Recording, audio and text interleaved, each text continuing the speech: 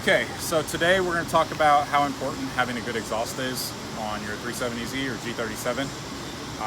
Obviously, you have to know how the intake and exhaust work together on any all-motor car, but being as I make and sell intakes, understanding how the exhaust affects everything is a big part of it. So we have Bailey's 370Z. This car only had the AdminTuning intakes and a tune in December. So in the dead of winter, we dynoed it with just the stock catback, stock manifolds, and it made 300 wheel horsepower and 250 torque, and I'll show you the graph for that right now. So here's the graph. So decent, I mean, one bolt-on and a tune. So what we did, or what she did, she put the Motordyne headers, Motordyne long tubes, ISR wide pipe, and Tomei catback on the car and came back to get it retuned. So we're going to show you a couple of pulls, and then we're also going to show you what we gained from that.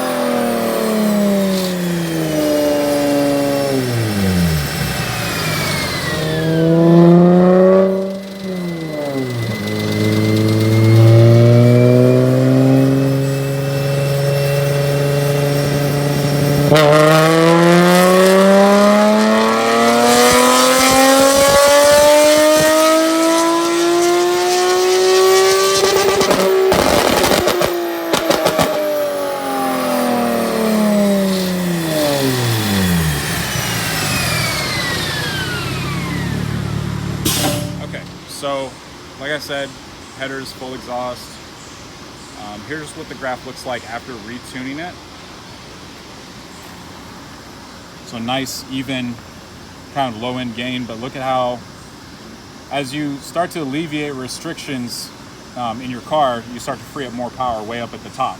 So she picked up 26 wheel horsepower peak, but nearly 40 wheel horsepower redline, and through the 30s all the way up in the upper mid-range. So substantial gain on horsepower all the way through the top end. So it really shows you kind of have to alleviate restrictions from both sides since the exhaust doesn't require tuning right off the bat, and it's a little bit more practical to install on the car.